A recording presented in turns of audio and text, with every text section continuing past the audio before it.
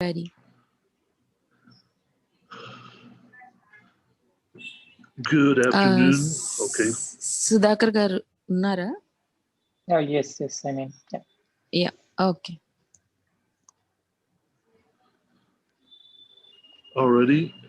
Good afternoon to all of you, and I hope that you are doing well. అందరికీ మీకు pastor గారు good afternoon అని చెప్తున్నారు. మనకు ఇప్పుడు మార్నింగ్ కాబట్టి శుభోదయం. అందరూ బాగున్నారని ఆశపడతా ఉన్నాను.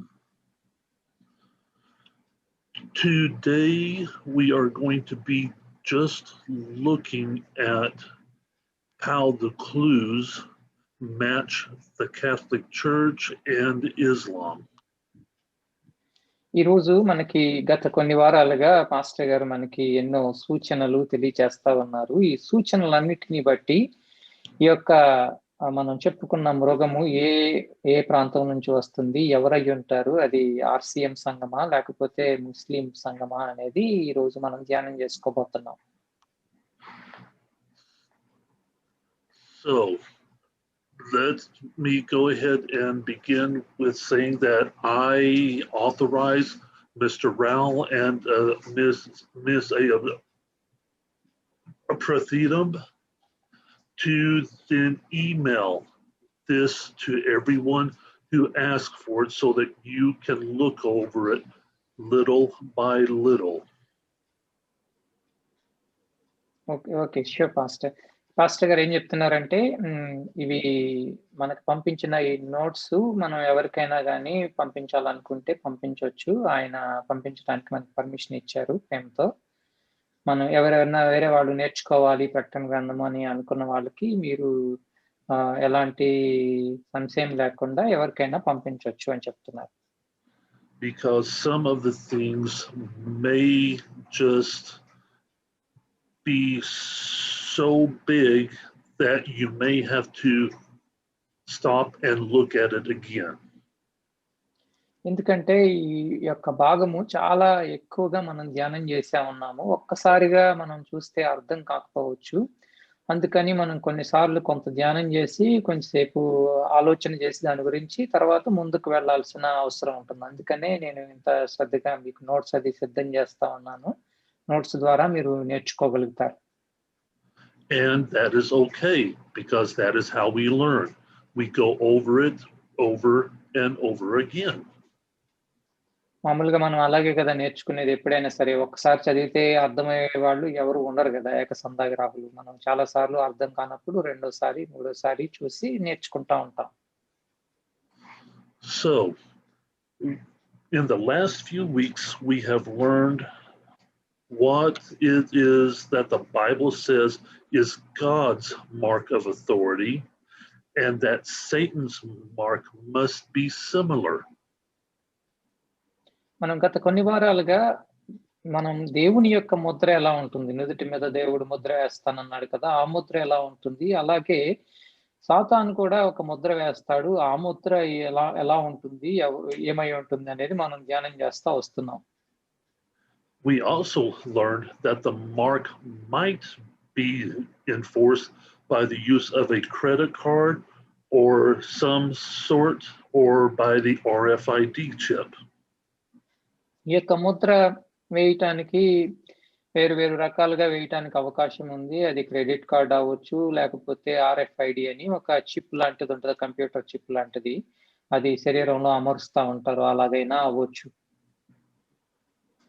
Also, and then also remember that the understanding of prophecy is not, it is not of any private interpretation, which is why I use so much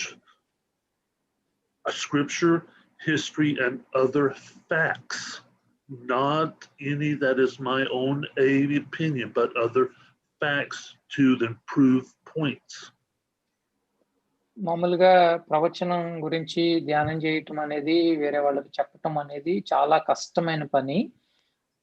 దానితో పాటు అందుకనే నేను మీకు ఎక్కువ వచనాలు బైబిల్ గ్రంథంలో నుంచి చాలా వచనాలు, అలాగే ఇంతకు ముందు జరిగిన చరిత్రను, అంటే నా సొంత ఆలోచనలతోనూ సొంత తలంపులతోనూ ఈ యొక్క ప్రవచనం వచనాలు మీకు రావటం లేదు. వీటి గురించి నేను ధ్యానం చేయటం, మీకు ఎక్కువ వచనాలు చూపించటం, తర్వాత చరిత్ర గురించి చెప్పటం ద్వారా మీకు అంతా కూడా ఈ యొక్క బోధించడానికి ప్రయత్నం చేస్తా ఉన్నా నేను.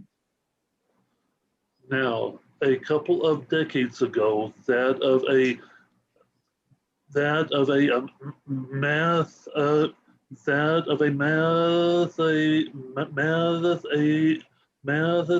mathematician, which means that he is really good with math, have then figured out the odds that if only 15 clues matched one person, it would be 1 in 27 octillion.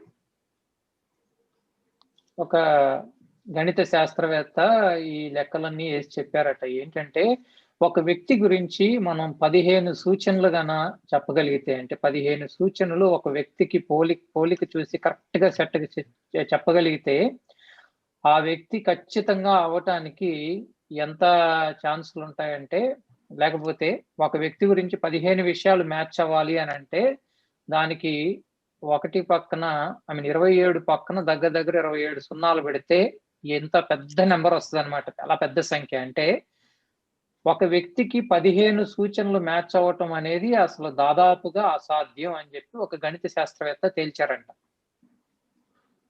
Take a look on the screen at how big that number is. మీకు ఒకవేళ screen మీద కనపడితే చూడండి. దాదాపుగా 27 పక్కన 1 2 3 4 5 6 7 8 9 27 సున్నాలు ఉన్నాయండి. 27 పక్కన 27 సున్నాలు ఉన్నాయి. సో ఇంత తక్కువ అవకాశం ఉంటుంది. అంటే ఏంటంటే ఒక్కడే ఉంటాడు అలాంటి వాడు. 15 సూచనలు ఒక వ్యక్తికి మ్యాచ్ అయితే రెండో వాడు ఉండడానికి అసలు అవకాశం లేదు అనేది పాస్టర్ గారు చెప్తున్నారు. As of date, there is approximately 8.5 billion people on the earth right now, and an estimated of no more than 25 billion people have ever lived on the earth. ప్రస్తుతానికి భూమి మీద 850 కోట్ల మంది జనాభా ఉండొచ్చని అంచనా ఉంది. ఇప్పటి వరకు అంటే ఆదాము దగ్గర నుంచి ఇప్పటి వరకు పుట్టిన వాళ్ళు, చచ్చిపోయిన వాళ్ళు అందరినీ లెక్కబెట్టి చూసుకున్నా గానీ మొత్తం జనాభా 2500 కోట్లు ఉండొచ్చు అని చెప్పి అంచనా ఉంది. The earth would have to be around for another couple of hundred thousand years to meet that 27 octillion. ఆ యొక్క పెద్ద నెంబర్ చూపించారు కదా, అంత సంఖ్య రావటానికి ఇంకొక 2 లక్షల సంవత్సరాలు పడుతుందో 2000 సంవత్సరాలు పడుతుందో తెలియదండి. చాలా ఎక్కువ సమయం పడుతుంది అన్నమాట. Yet, because our God is so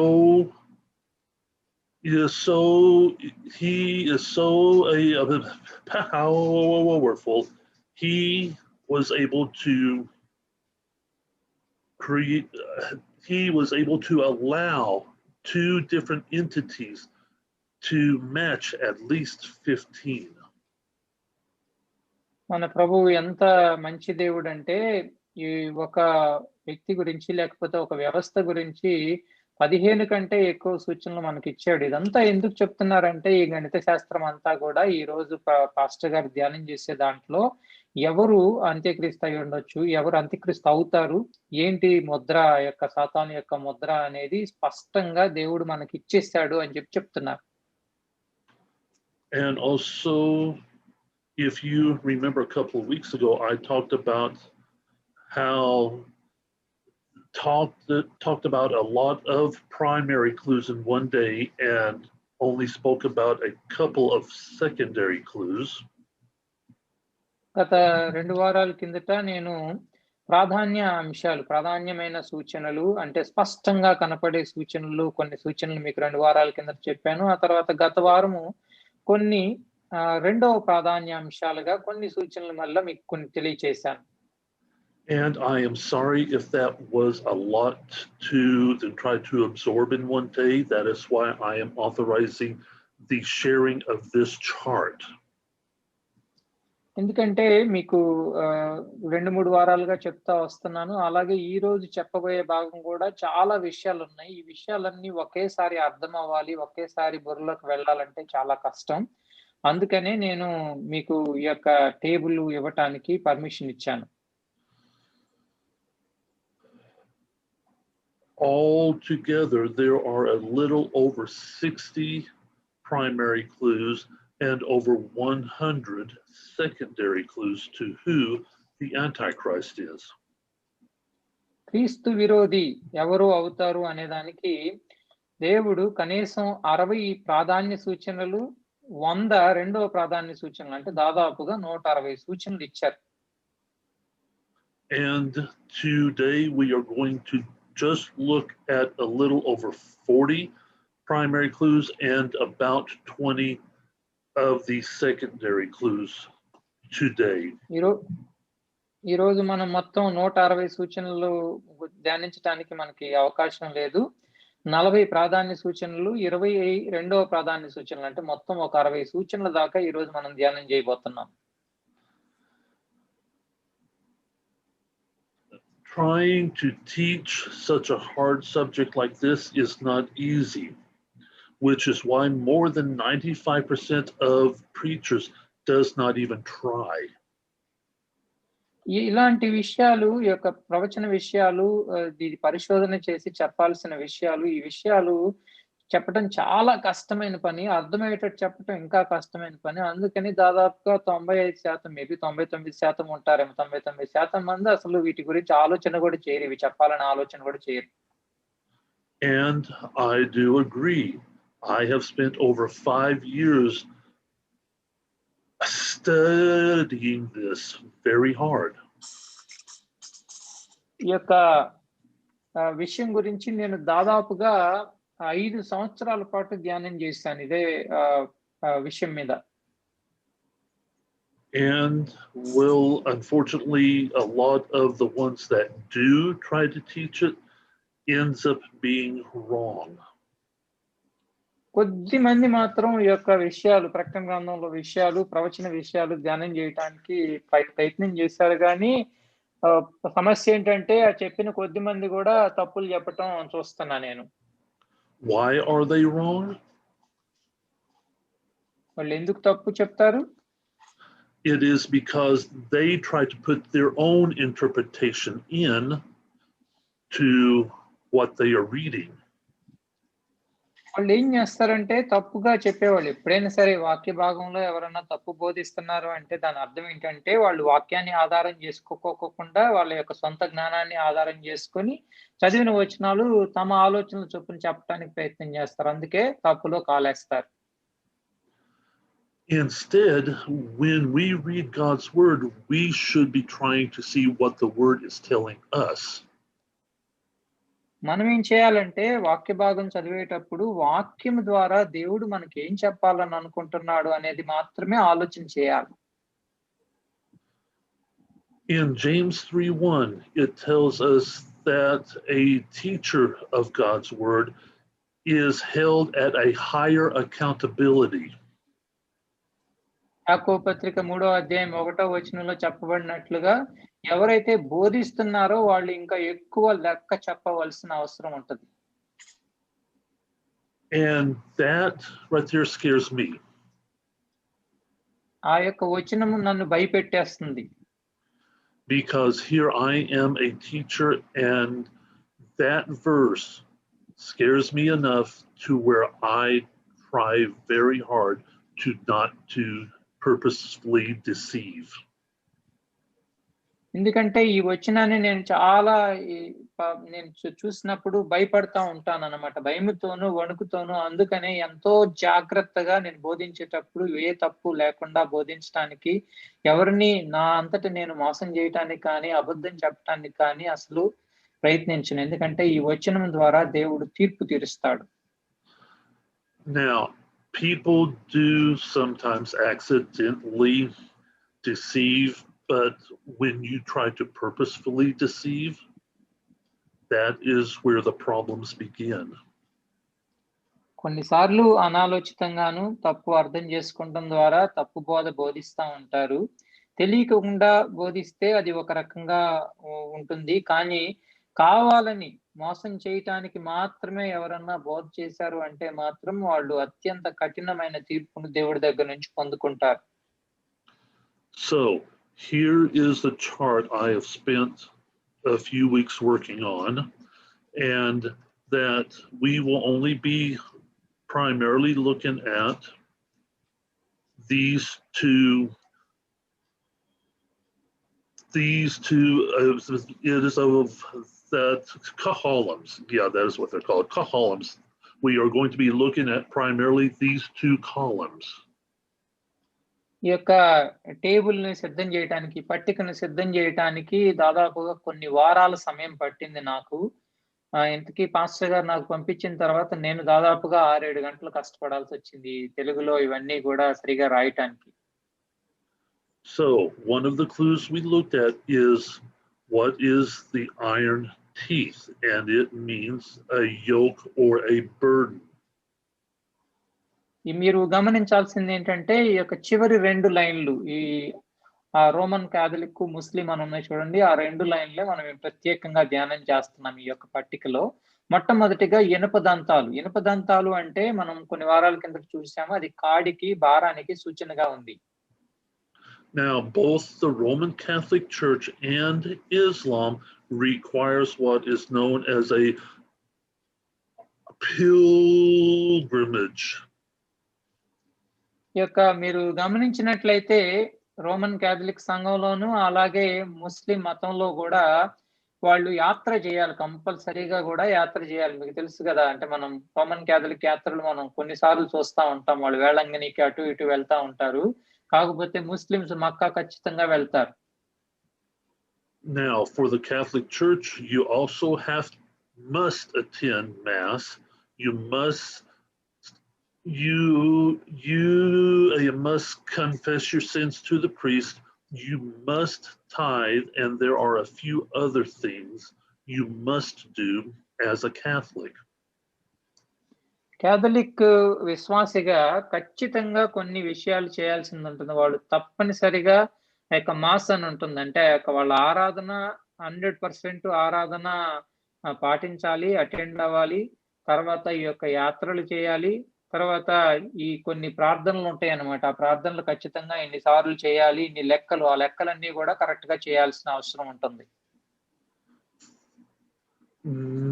Now, for Islam, there are other requirements when you are Islam, but I'm not going to go over all of the other things that they require. Muslims కూడా వాళ్ళు చాలా భారాలు ఉంటాయి. అంటే వాళ్ళు తప్పనిసరిగా కంపల్సరీగా చేయాల్సినవి కొన్ని ఉంటాయి. ఇంకా ఇవి ఈ యొక్క యాత్ర మక్కా యాత్ర మాత్రమే కాకుండా అవి చెప్పడానికి మనకు సమయం లేదు. We also learned that the beast resembled a kingdom. అలాగే మనము ఈ యొక్క క్రూర మృగము ఒక రాజ్యానికి సూచనగా ఉంది, ఒక దేశానికి సూచనగా ఉందని చెప్పి మనం చూసుకున్నాం. Let's see here. Not that one either. I am trying to. Okay. One of the other clues is about the 7 heads being 7 hills. I am hoping that you can see this picture. ఇంకొక సూచన ఏంటంటే 7 తలలు 7 కొండలకు సూచనగా ఉంది. ఎందుకంటే దేవుడు స్పష్టంగా చెప్పాడు 7 కొండలు అని. ఆ 7 కొండలు మీరు యొక్క పాస్టర్ గారు చూపించిన ఫోటోలో చూడగలుగుతున్నారని అనుకుంటున్నాను నేను. ఒక పట్టణానికిలో 7 కొండలు ఉన్నాయి.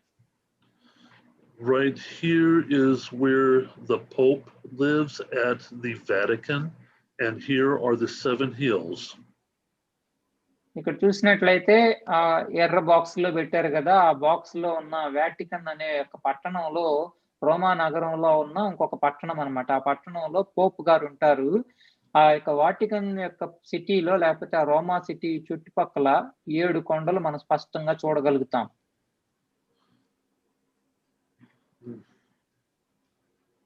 Okay.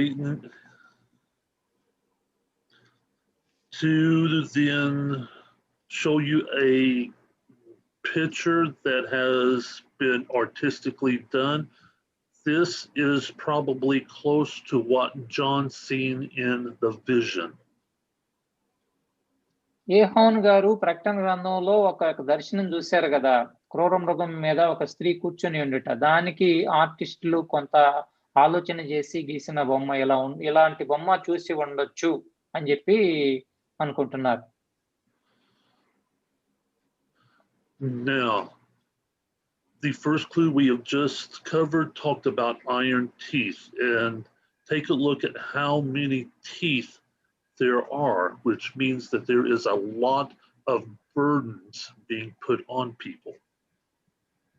మీరు యొక్క పిక్చర్ల యొక్క బొమ్మలో చూసినట్లయితే ఈ క్రూర మృగం మీద ఉన్న స్త్రీ, ఆ క్రూర మృగానికి చాలా దంతాలు కనపడతా ఉన్నాయి. అంటే ఒక్కొక్క దంతము ఒక్కొక్క కాడికి ఒక్కొక్క బరువుకి సూచనగా ఉంది. ఈ యొక్క రెండు మతాల్లో కూడా చాలా తప్పనిసరిగా చేయవలసిన నియమ నిబంధనలు ఉన్నాయి.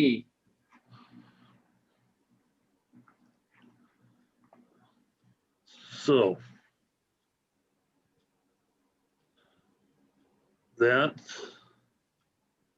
we have also learned that the 10 horns on this beast, 1, 2, 3, 4, and there's more horns on the beast, was talking about 7 kings.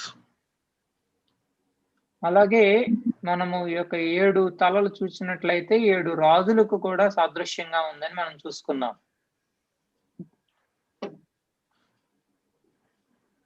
And that the 11th little horn would rise up and subdue 3. తర్వాత మనం దానియేలు గ్రంథంలోను ప్రకటన గ్రంథంలోను చూసుకున్నట్లుగా 11వ చిన్న కొమ్ము ఒకటి వస్తుంది. ఆ 11వ కొమ్ము 3 కొమ్ములను తొలగించేసి సమూలంగా నాశనం చేసి ఆ కొమ్ము పెద్దదిగా వచ్చేస్తుంది.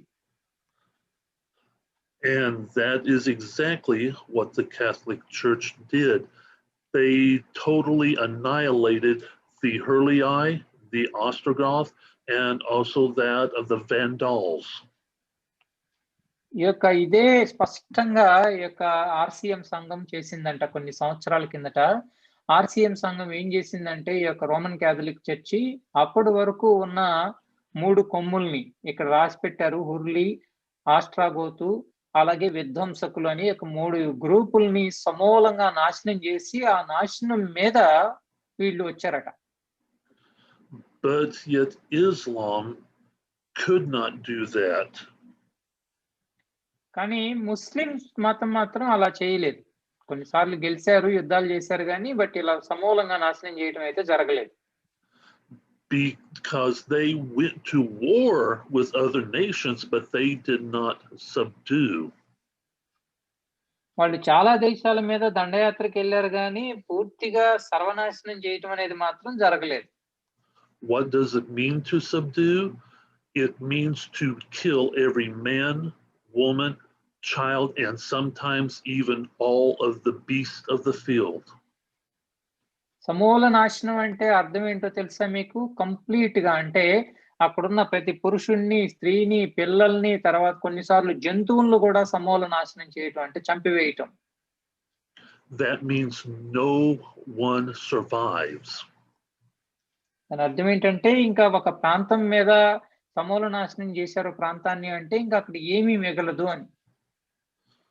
We also learned that the eyes and mouth had a specific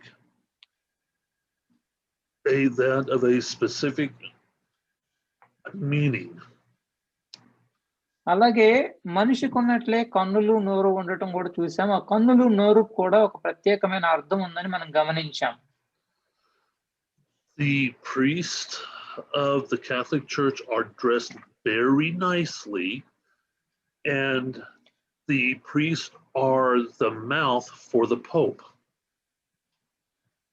మీకు గమనించినట్లయితే ఆర్సిఎం సంఘంలో ఆ ఫాదర్స్ అని చెప్తారు కదా, ఆ ఫాదర్స్ ఎంతో చాలా అందంగా మంచి మంచి బట్టలు వేసుకొని చక్కగా సిద్ధపడతా ఉంటారు. వాళ్ళు పోపుకి నోరు లాంటి వాళ్ళు. And in Islam, something similar occurs. that of the imams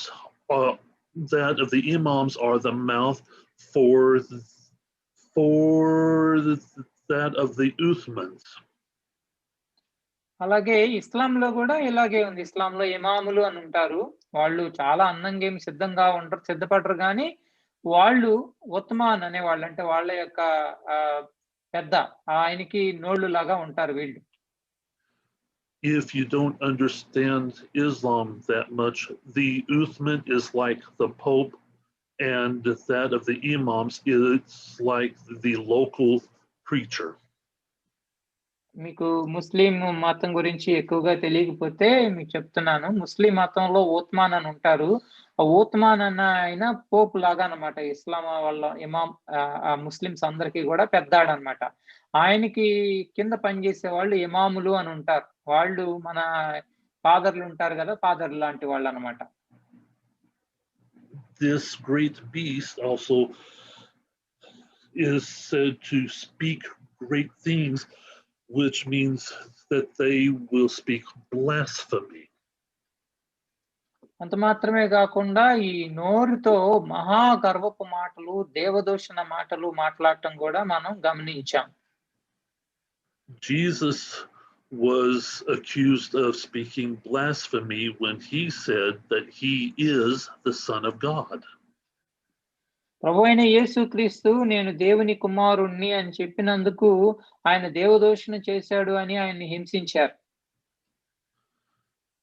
For the Catholics, the priest crown that we talked about has that of it engraved vicarious filii Dei. మీకు ఇంతకు ముందు వారంలో చెప్పినట్లుగా ఆ యొక్క పోప్ గారు తర్వాత ఆ యొక్క సేవకులు ధరించే ఆ కిరీటం మీద ఏమని రాయబడి ఉంటుందంటే వికారియస్ ఫెయిడి అని రాయబడి ఉంటుంది. Now we have looked at that the term vicarious filii Dei equals 666. మనము గత వారం చూసాం కదా, వికారియస్ ఫిలిడి అంటే 666 సంఖ్య వస్తుంది అని, అంటే ఆయన దేవునికి ప్రతిరూపం అని చెప్పి ఆయన పెట్టుకుంటాడు కిరీటం. Now I am not very good with some of these other names, so I am going to say what it means from the Latin. నాకు ఈ పదాలన్నీ పూర్తిగా అవగాహన లేదు కానీ మీకు ఒక పదం మాత్రం చెప్పడానికి ప్రయత్నం చేస్తాను లాటిన్ లో ఉన్నది. This first one means Italian church in Latin. మొదటి పదం వచ్చి ఇటలీలో ఉన్న సంఘము అని దానికి అర్థం వస్తుంది. And where is the head of the Roman church? మీకు తెలుసా ఈ యొక్క రోమన్ క్యాథలిక్స్ కి ఆర్సిఎం యొక్క చర్చ్ యొక్క పెద్ద అయిన పోప్ ఎక్కడుంటాడో మీకు తెలుసా? Is it not in Italy? ఇది ఇటలీలో కాదా? ఇటలీలో ఉన్న రోమ్ లోనే ఉంటుంది ఆయన ఉండే నివాసం. This also equals 666. ఏంటంటే ఈ పదం కూడా లెక్కలేసి చూస్తే 666 సంఖ్య వస్తుంది, అదే ముద్ర వస్తుంది. The third one, the Latin means head of clergy. మూడవ పదానికి అర్థం ఏంటంటే బోధకులందరికీ కూడా తలకాయ లాంటి వాడు అని రాయబడి ఉంది. At which that is what the Pope claims to be, the head of clergy. ఆ యొక్క పోపు గారు ఆయన అలా అనుకుంటాడు అనమాట. ఆయన చెప్తా ఉంటారు, ఏమని చెప్తారంటే ఆయన బోధకులందరికీ కూడా తల లాంటి వాడు అని చెప్పి ఆయనకి పేరు పెట్టారు, అదే పేరుతో పిలువబడతాడు. And this also equals 666. ఈ యొక్క పేరు కలిపినా గానీ 666 వస్తుంది. The fourth one in Latin means Latin kingdom. నాలుగవ పదం వచ్చేపాటికి లాటిన్ రాజ్యము అనే ఒక అర్థం వస్తుంది ఇక్కడ. A little something that a lot of people does not know is that the Bible that the priests read from is in Latin. మీకు తెలుసో తెలీదో రోమన్ క్యాథలిక్ సంఘంలో వాళ్ళు చదివే యొక్క బైబిలు లాటిన్ అనే భాషలో రాయబడి ఉంటుంది. ఆ భాషలోనే వాళ్ళు చదువుతారు. A lot of things that they used to say in Mass was in Latin. వాళ్ళు చాలా పదాలు ఉపయోగిస్తారు వాళ్ళ యొక్క ఆరాధనలో. ఆ ఆరాధనలో ఉపయోగించే పదాలు కూడా అన్నీ కూడా లాటిన్ భాష నుంచే తీసుకొని వస్తారు. This also equals 666. దీని యొక్క నెంబర్లు కూడుకున్నా గానీ మనకు 666 సంఖ్య వస్తుంది. And the fifth one means Latin speaking man. ఐదవ పదం అర్థం ఏంటంటే లాటిన్ మాట్లాడే వ్యక్తి అని అర్థం వస్తుంది. And we have just covered that their Bible is in Latin. మనం ఇంతకు ముందే చెప్పుకున్నట్లుగా వాళ్ళ బైబిల్ గ్రంథం లాటిన్ భాషలో ఉంటుంది. Which is, by the way, called the Latin Vulgate. వాళ్ళు దాన్ని లాటిన్ వల్గేట్ అని అంటారు అనమాట. ఆ యొక్క వాళ్ళు వాడే వెర్షన్ పేరు. This also equals 666. దీని యొక్క నెంబర్లు కూడుకున్నా గానీ మరలా 666 వస్తుంది. All 5 of these names the Catholic Church says they are, and all 5 names equals 666. RCM సంఘానికి ఉన్న ఈ యొక్క 5 పేర్లు కూడా వాళ్ళు చెప్పుకున్న పేర్లే. ఇది మనం సృష్టించినవి కాదు. ఆర్సీఎం వాళ్ళు చెప్పుకున్న పేర్లే. ఈ పేర్లు ప్రతి పేరుని కూడితే అన్ని 666 వస్తున్నాయి 5 కూడా. Now, like I have mentioned a couple of weeks ago, I think that the Catholic Church no longer says that the Pope is the vicarious filii Dei. మీకు 2 వారాల కిందట చెప్పినట్లుగా ఇప్పుడు పోప్ గారు నా పేరు ఇది కాదు, నా పేరు వికారియస్ ఫిలిడి కాదు అని అంటున్నారు. But yet they carried this name for more than 1600 years. కాకపోతే ఏంటంటే దాదాపుగా 1600 సంవత్సరాల పాటు ఇదే పదాన్ని వాళ్ళు వాడారు. ఇప్పుడు మాత్రం నేను వాడను అని అంటున్నారు కొత్త పోప్ గారు. The reason for the change is that in the Dark Ages, the Catholic Church made it illegal for anyone that was not a priest to have a copy of the Bible. ఎందుకంటే ఇంతకు ముందు చీకటి యుగం అని అంటాం. అంటే Martin Luther గారు యొక్క మనకి బైబిల్ గ్రంథాన్ని బయటికి తీసుకొచ్చేంత వరకు కూడా అది ఆర్సీఎం వాళ్ళ జైల్లో ఉన్నట్టుగా ఉంది దేవుని వాక్యం. ఆ సమయంలో ఏంటంటే కేవలము ఎవరైతే ఫాదర్స్ అని అంటామో వాళ్ళ దగ్గర మాత్రమే పరిశుద్ధ గ్రంథం ఉండేది. మిగతా వాళ్ళు సామాన్యులకు అసలు బైబిల్ గ్రంథానికి అవకాశమే లేదు చూడటానికి కూడా. And now they try to say, no, the Pope is just the vicar of Christ. వాళ్ళు ఇప్పుడు దాన్ని కొద్దిగా మార్చి ఏమని అంటున్నారంటే ఇప్పుడు బైబిల్ గ్రంథం చాలా మందికి తెలిసిపోయింది, మనం చెప్పేది అబద్ధం అన్న డౌట్ వచ్చేసి వాళ్ళు ఏమంటున్నారంటే ఇప్పుడు ఆయన పేరు దేవునికి ప్రతిరూపం కాదు, దేవునికి ఆయన ఇక్కడున్న ప్రతినిధి మాత్రమే అని పేరు మార్చుకున్నారు. But this term vicarious filii Dei means the substitute of Christ. ఈ యొక్క మొదటి పదానికి వికారియస్ ఫిలిడి అనే పదానికి అర్థం ఏంటంటే క్రీస్తుకి ప్రతిరూపం అని అర్థం. Then if at all you look it up, vicarious and vicar means the exact same thing. వాళ్ళు పేరు మార్చినట్లు ఉంది కానీ వింత ఏంటంటే వాళ్ళు పేరు మార్చిన తర్వాత కూడా వికారియస్ అన్న వికార్ అన్న ఇంచుమించు ఒకటే అర్థం వచ్చేటట్టు ఉంది. Dr. David Wood has a 99-to-1 concept. Doctor David వూన్ అనే ఒక వ్యక్తి ఉన్నారు. ఆయన 99% 1% అనే ఆయన యొక్క పరిశోధనలో ఒక అంశం ఉంది. What this means is that if someone talks to a group of 100 people, 99 will believe without researching. Only one will actually do the research. ఏంటంటే ఆయన యొక్క పరిశోధనాంశం ఒక వ్యక్తి పరిశోధన చేసి చెప్పారంట. ఏదన్నా ఒక విషయాన్ని 100 మందికి బోధిస్తే 100 మందిలో 99 మంది గుడ్డిగా నమ్మేస్తారు. ఒకే ఒక వ్యక్తి 100లో ఒక్కళ్ళు మాత్రమే పరిశోధించి అది నిజమా కాదా అని చెప్పి చూస్తారు. And I hope that all of you start to become that 1%. మీరు కూడా అలా కాకోకుండా ఇప్పుడు మీరు 100 మంది వెంట 100లో ఒక్కరు మాత్రమే దీని మీద ఆలోచన చేస్తా దాని గురించి నిజమా కాదా అని పరిశోధన చేసే వాళ్ళుగా ఉన్నారని ఉండకుండా ఆ 1%లో ఆ 1%లో మీరందరూ ఉండాలని నేను కోరుకుంటున్నాను. Do not just trust me. Look it up. గుడ్డిగా ఏది నమ్మమాకండి. నేను చెప్పాను కదా అని నమ్మొద్దు. నేను ఇచ్చిన భాగాలన్నిటినీ కూడా మీరు ధ్యానం చేసి మీరు పరిశోధించి అది నిజమా కాదా అని బెరియా సంఘం వాళ్ళు ఎలాగైతే తేల్చుకున్నారో అలా తేల్చుకోండి.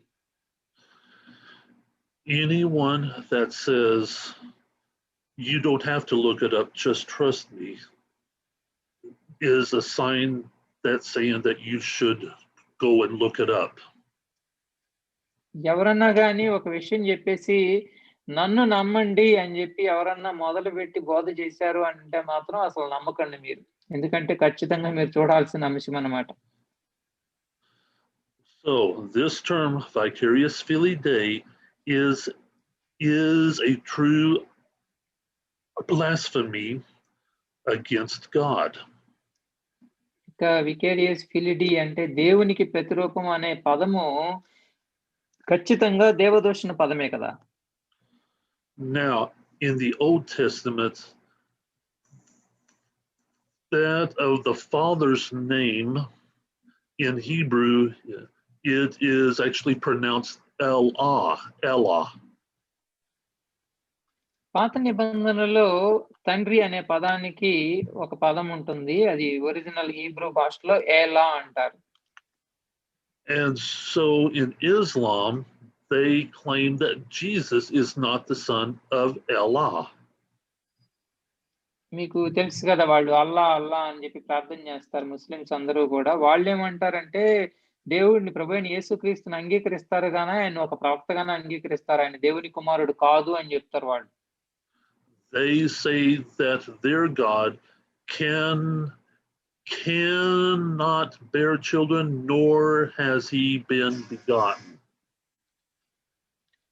వాళ్ళు ఏమనంటారంటే మా అల్లా దేవుడికి పిల్లలు అసలు పుట్టరు, పుట్టడానికి అసలు అవకాశమే లేదు, పిల్లలు ఉండరు అని అంటారు. So let's see, if at all a God cannot do something, does that still make him a God? ఒకవేళ మామూలుగా పిల్లలు లేనంత మాత్రాన ఆయన దేవుడైపోతాడా? Now then, the God that we worship have then made that of a promise that he would not do 10 things.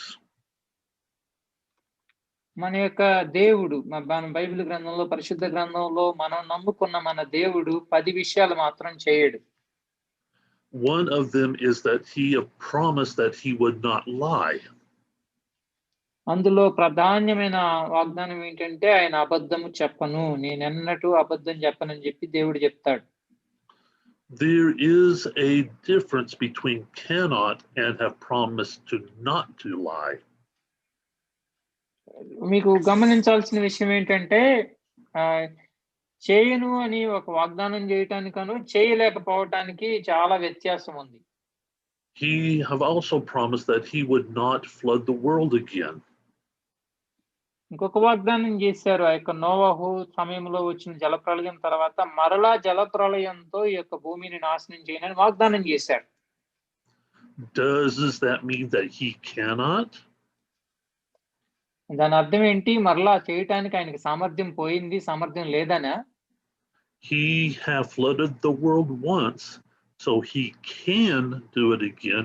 He just promises not to. ఒకసారి జలప్రళయంతో భూమిని నాశనం చేసిన దేవుడు మళ్ళీ రెండోసారి కాదు ఎన్ని వందల సార్లు అయినా చేసే సామర్థ్యం ఉంది. కాకపోతే అక్కడ దేవుడు స్పష్టంగా వాగ్దానం చేశాడు మరలా నేను చేయను అని. The next clue I am going to have to really take a look at a little bit more, but it is the nails of brass. తర్వాత సూచన మనం ఎత్తడి గోళ్ళు అనే దాని గురించి మనం ధ్యానం చేశాం. What I have gathered is that, like a bird, the claws of a bird. ఆ యొక్క గోళ్ళు అంటే ఏంటంటే ఆకాశంలో ఎగిరే పెద్ద పక్షులకు ఉండే గోళ్ళు అని మనం అర్థం చేసుకోవాలి. We sometimes see a bird grab its prey with its claws. మనం కొన్నిసార్లు చూస్తాం గద్ద లాంటిది వచ్చేసి చిన్న పిల్లల్ని ఈ యొక్క పక్షి పిల్లలను లేకపోతే కోడి పిల్లల్ని ఆ యొక్క గోళ్లతో తీసుకుని వెళ్ళటం చూస్తాం. For example, that of an eagle will swoop in to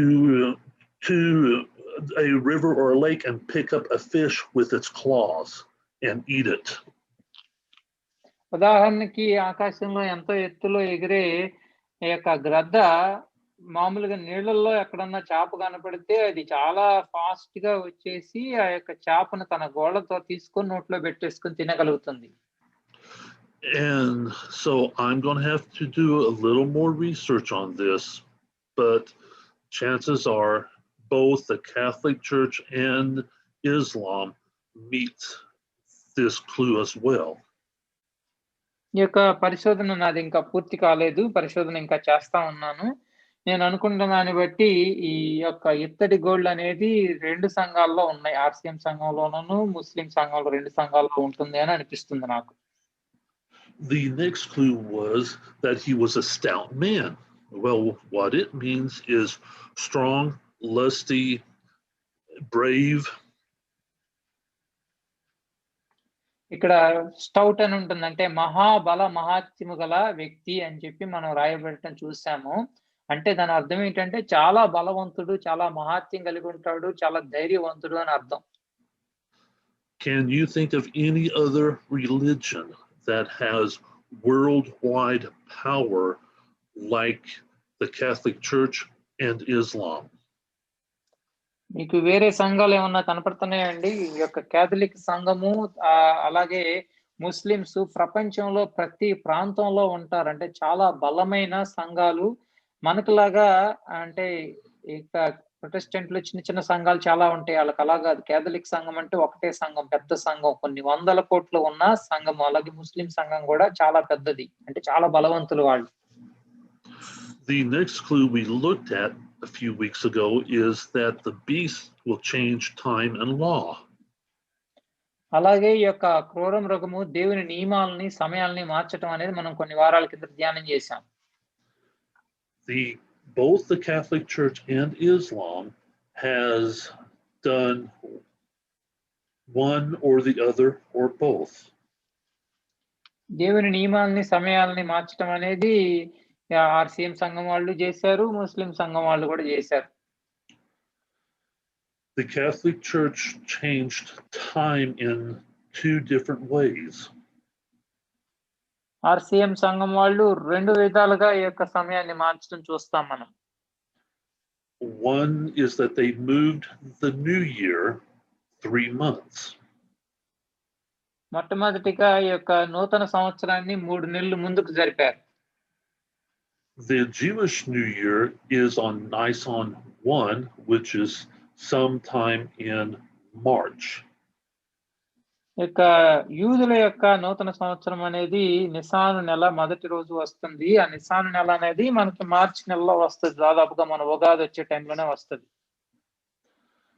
God's day is from sunset to sunset. అలాగే దేవుడు నియమించిన దినం ఏంటంటే సూర్యాస్తమయం నుంచి సూర్యోదయం వరకు, సూర్యాస్తమయము సూర్యోదయం అనేది ఒక దినంగా దేవుడు లెక్క పెట్టాడు ఆదికాండంలో. But yet the Catholic Church changed it from midnight to midnight. Catholic సంఘం మార్చారంట, వాళ్ళే మార్చింది ఇవన్నీ కూడా. వాళ్ళు ఏం చేశారంటే అర్ధరాత్రి నుంచి అర్ధరాత్రి వరకు ఒక దినం కింద వాళ్ళు లెక్క పెట్టడం ప్రారంభించారు. I don't know yet if Islam has changed time, but I need to do a little more research on that part. ఇక ముస్లిమ్స్ వాళ్ళు కూడా సమయాలు మార్చారా అనేది నేను కొంచెం పరిశోధన చేస్తే తెలుస్తుంది. But they both have changed God's law. వింత విషయం ఏంటంటే ఇద్దరు కూడా దేవుని యొక్క నియమాలను అయితే మార్చేశారు. The Catholic Church got rid of the third commandment, which says thou shalt have no graven images.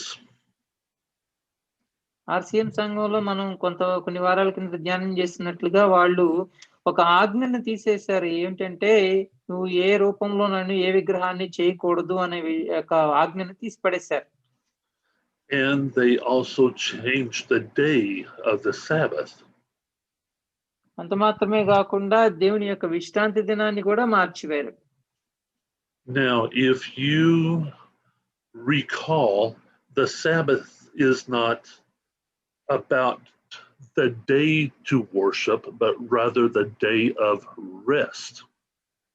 సబ్బాతు గురించి మనం ధ్యానం చేసినట్లుగా సబ్బాతు అంటే దేవుడిని ఆరాధన చేసే దినం అని కాదండి, దేవుడు ఏర్పాటు చేసిన విశ్రాంతి దినము అని అర్థం.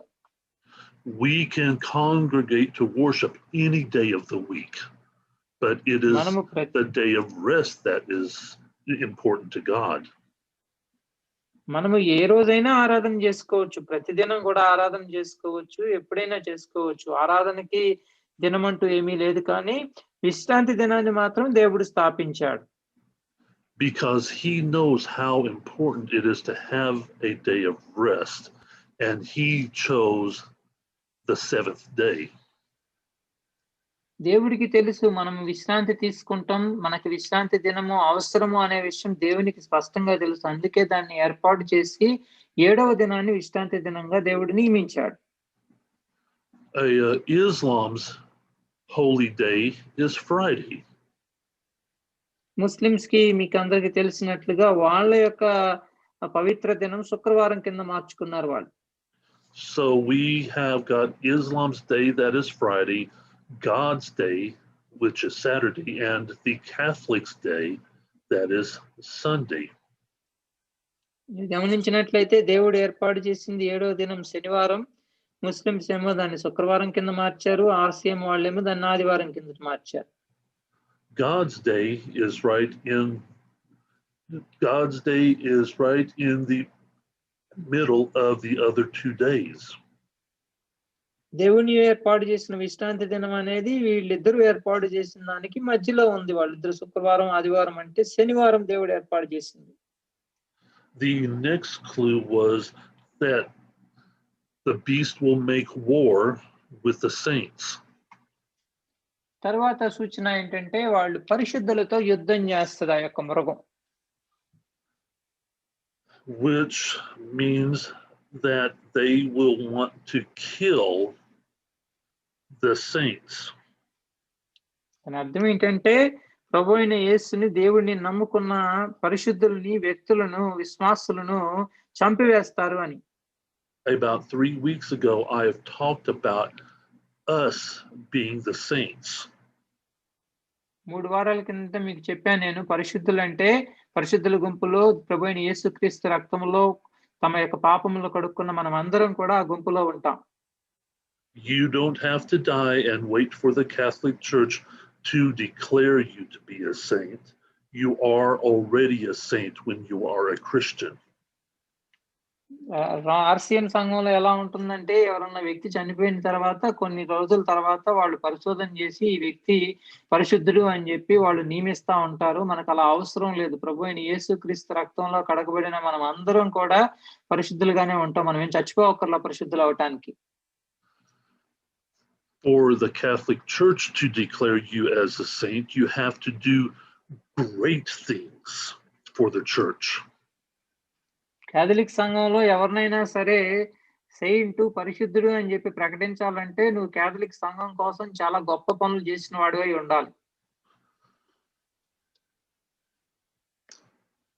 One of the recent examples is that when Mother Teresa was declared a saint when she died, take a look at how much stuff she did for the Catholic Church. మీకు గుర్తున్నట్లయితే మన ఇండియా దేశానికి వచ్చి సేవ చేసిన mother తెరిసాని ఈ మధ్య కాలంలో Catholic సంఘము పరిశుద్ధురాలుగా వాళ్ళు పిలుస్తున్నారు. So the Catholic Church murdered approximately 500,000 to 1 million people during the Dark Ages. చీకటి యుగము అంటే బైబిల్ గ్రంథం మనందరికి అందుబాటులో లేని రోజులలో దాదాపుగా 5 లక్షల నుండి 10 లక్షల మంది విశ్వాసులని ఓచకోత కోసేశారు ఆర్సిఎం సంఘం వాళ్ళు. And in Islam, chapter 9 commands them to kill anyone that does not convert to being a Muslim. Muslims కూడా ఎలా ఉంటుందంటే వాళ్ళ ఖురాన్ గ్రంథంలోనే రాయబడి ఉంటుంది. 9వ అధ్యాయంలో ఏమని ఉంటుందంటే వాళ్ళ దేశాల్లో గాన ముస్లిం కాకపోతే చంపేసేయాల్సిందే అని చెప్పి వాళ్ళకు ఒక ఆజ్ఞ కూడా ఇవ్వబడింది వాళ్ళ ఖురాన్ లో.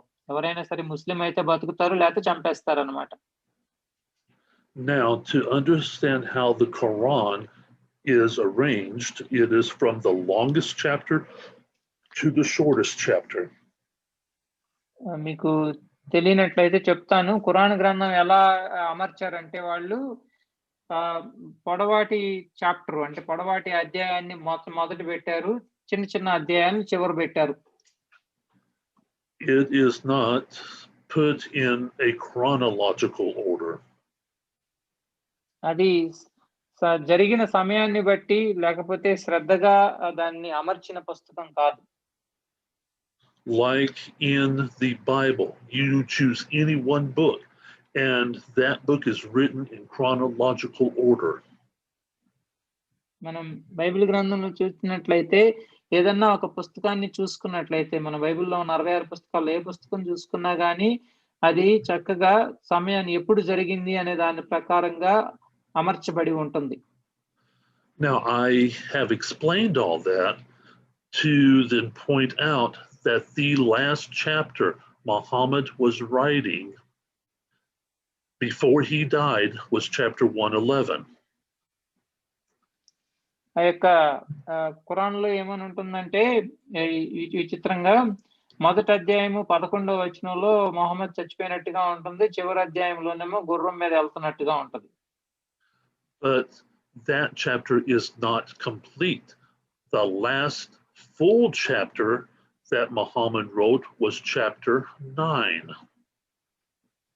మొహమ్మద్ రాసిన చివరి అధ్యాయం 9వ అధ్యాయం అన్నమాట. So, since we can conclude that chapter 9 is the marching orders because it was written last.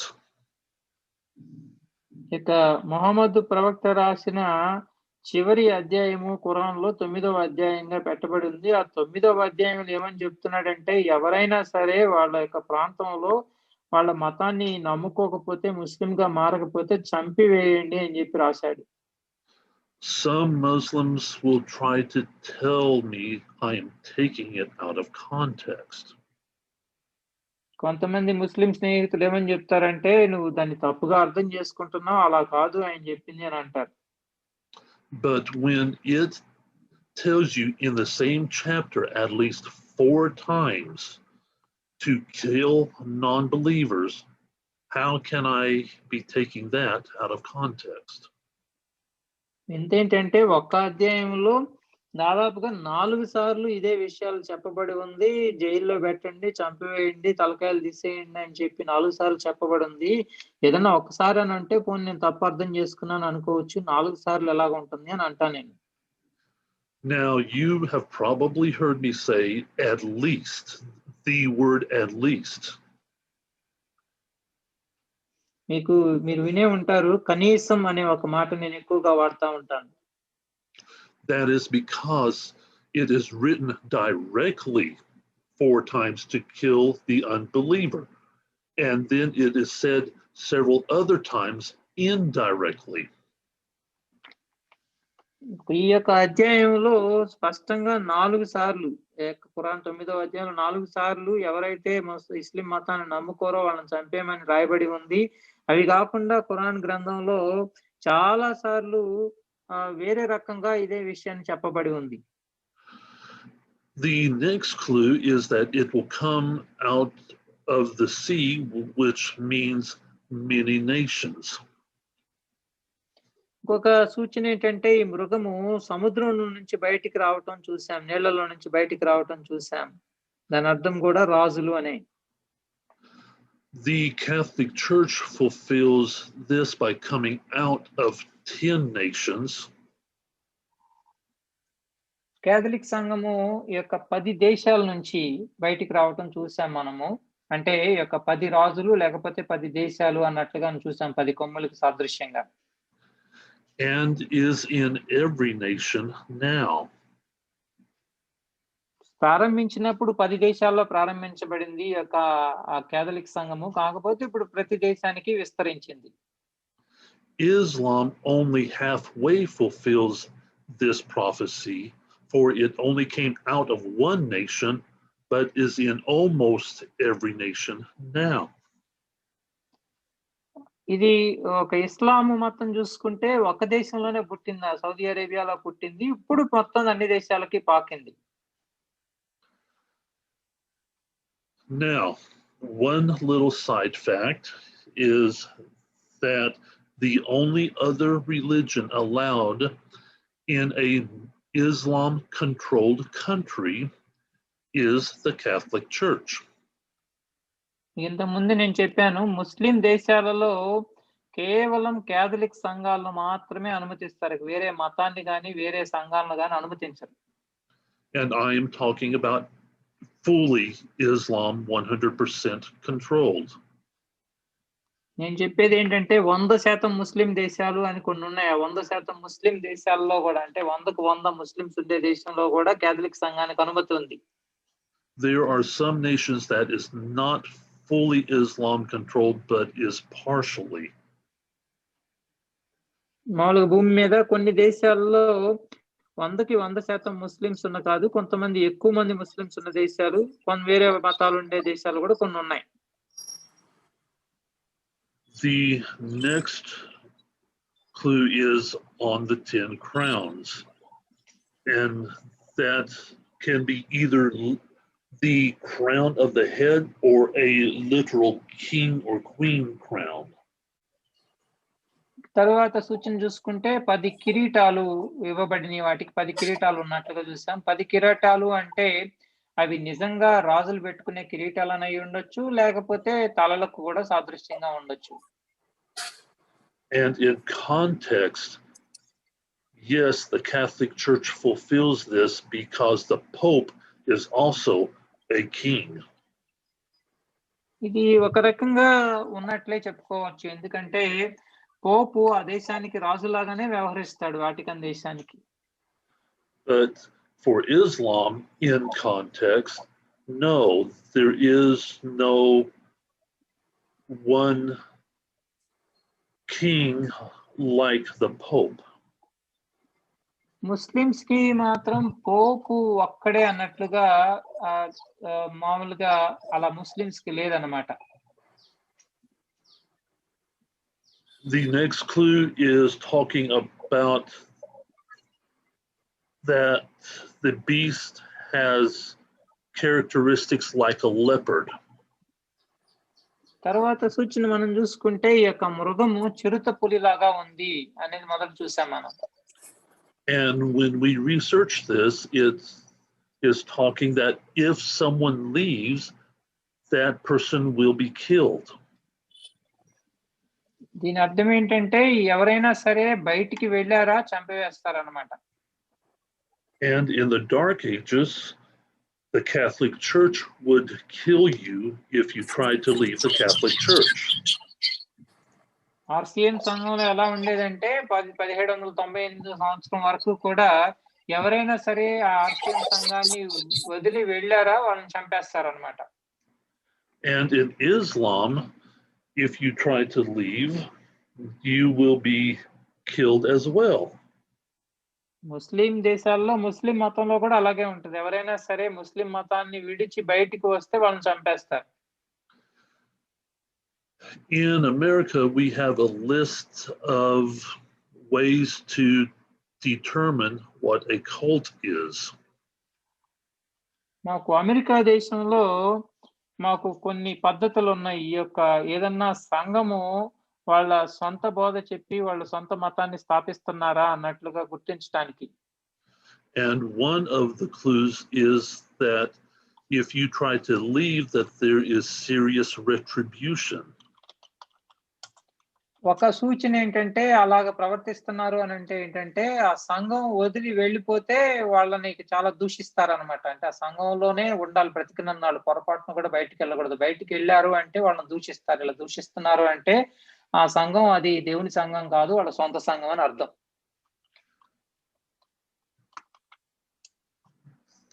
The alleged Christian religion known as the Jehovah's Witnesses will shun you if you leave their religion. యెహోవా సాక్షులు అని ఉంటారు కదా, వాళ్ళు యెహోవా సాక్షుల్లో ఎవరైనా కానీ ఒక వ్యక్తి బయటికి వచ్చాడు అని అనుకోండి, ఆ వ్యక్తిని చాలా దూషిస్తారు. But yet Jesus never said that we are forced to stay. కానీ మన ప్రభు అయిన యేసుక్రీస్తు ఎప్పుడు కూడా మన బలవంతం చేస్తున్నట్లుగా మనం చూడం. ఎప్పుడు కూడా నువ్వు అసలు వదిలి వెళ్ళటానికి వీలు లేదు అని చెప్పి ఎప్పుడు చెప్పలేదు, మన బలవంతం చేయలేదు. Yes, Jesus did say that no one can snatch us out of his hand. ప్రభు ఏం చెప్పారంటే నా చేతిలో నుంచి ఎవరు కూడా మిమ్మల్ని తీసుకొని వెళ్ళటము అంటే లాక్కొని వెళ్ళటము మీ సాధ్యం కాదు అని చెప్పారు. But that is someone else trying to take us out. దాని అర్థం ఏంటంటే మనలను దేవుడి హస్తం నుంచి వేరు చేయటానికి వేరొక వ్యక్తి ప్రయత్నం చేస్తే అది సాధ్యం కాదు, నేను ఒప్పుకోను, నేను మిమ్మల్ని కాపాడుతాను అని చెప్పి ప్రభు వాగ్దానం చేశాడు. That right there does not include that we have stopped having our own free choice. We can still leave if we want. అంటే దాని అర్థం ఏంటంటే వేరొక వ్యక్తి వచ్చి తనని బయటికి తీసుకెళ్ళటం సాధ్యం కాదు, కానీ నీ అంతటి నువ్వు వెళ్ళిపోతాను అని అంటే యేసయ్య నిన్నేమీ అడ్డగించడు, బలవంతం చేయడు. I am not going to cover all of these because, like I said, I am letting you have this list. You can look over it and it is being explained. Now then, Dr. Rao may need to interpret the rest of it for you, but this is a list for you to have and look over. ఇవంతా కూడా మీకు ఈ పట్టికలో ఉన్నాయన్నీ కూడా చెప్పడానికి సమయం లేదు, అయినా కానీ చెప్పాల్సిన అవసరం కూడా లేదు. ఎందుకంటే మీకు ఇవన్నీ కూడా మేము ప్రింట్ చేసి తెలుగులో అనువదించి ఇస్తాము. ఇది మీరంతట మీరే ఈ లిస్ట్ చదువుకొని ఇవి బైబిల్ గ్రంథంలో ఉన్నాయా లేవా అని మీరే పరిశోధన చేసి తెలుసుకోండి. Every single primary clue on this list matches the Catholic Church. ఇక్కడ చెప్పబడిన ప్రతి సూచన కూడా, ప్రతి ప్రాథమిక సూచన కూడా అది ఆర్సిఎం సంఘాన్నే సూచిస్తా ఉంది. There are more clues and they all still match the Catholic Church. ఇంత మాత్రమే కాకుండా మరికొన్ని సూచనలు ఉన్నాయి, అవి కూడా ఆర్సిఎం సంఘాన్ని, కేథలిక్ సంఘాన్ని సూచన చేస్తున్నాయి. But when it comes to Islam, there are just some clues that they do not match. ఇస్లాం మతానికి వచ్చేపాటికి కొన్ని సూచనలు వాళ్ళకి సెట్ అయినట్టుగా మనకు అనిపించట్లేదు. Now, I will send Prathinab all of these other pictures you see down here at the bottom so that you can look them over. మీకు కింద చూపిస్తున్నట్ల ఆ బొమ్మలన్నీ కూడా నేను ప్రతిభకు పంపిస్తాను. ప్రతిభ మరలా మీకు మీ ఫోన్లోకి పంపిస్తుంది. One interesting point is that the number 666. ఒక చాలా ప్రాధాన్యమైన విషయం ఏంటంటే 666 సంఖ్య. At the top half of this is what it looks like in that of a Arabic. పైనున్న భాగము అది అరబిక్ భాషలో రాయబడి ఉంది. And at the bottom half, this is what it looks like in Greek when John wrote it. కింద భాగమేమో Greek భాషలో రాయబడి ఉంది. ఈ విధంగా మనకి అపోస్తలుడైన యోహాను ప్రకటన గ్రంథంలో రాశారు. Don't these two look eerily similar? మీకు కొంచెమన్నా అర్థమవుతుందా? ఈ రెండు కూడా దాదాపుగా ఒకే రకంగా ఉన్నట్లు. The top one means in the name of Allah. పైన ఉన్న భాగం అరబిక్ భాషలో దాని అర్థం ఏంటంటే అల్లా నామములు అని. And in Greek it means 666. Greek భాషలో దాని సంఖ్య ఏంటంటే 666 కింద రాయబడిన సంఖ్య. This is why so many people thinks it is Islam. ఈ యొక్క ఒక్క బొమ్మను పట్టుకొని చాలా మంది ఇస్లామే 666 అని చెప్తా ఉంటారు ఈ యొక్క బొమ్మను పట్టుకొని. But as we have looked at only a part of the clues, they don't all match up with Islam. మనము సూచనలన్నీ చూడలేదు, కొన్ని చూసాము. ఆ కొన్ని సూచనల్లో కూడా కొన్ని ఇస్లాం మతానికి సరిపడట్లేదు. ఆర్సీఎంకి అయితే 100కి 100% సరిపడుతున్నాయి కానీ ఇస్లాం మతానికి సరిపడటం లేదు. And so this must mean that Islam is the false prophet to the Antichrist. దీని అర్థం ఏంటంటే ఇస్లాము ముస్లిం మతం అనేది ఈ యొక్క అంత్యక్రీస్తుకి క్రీస్తు విరోధికి అబద్ధ ప్రవక్త లాంటి వాడు.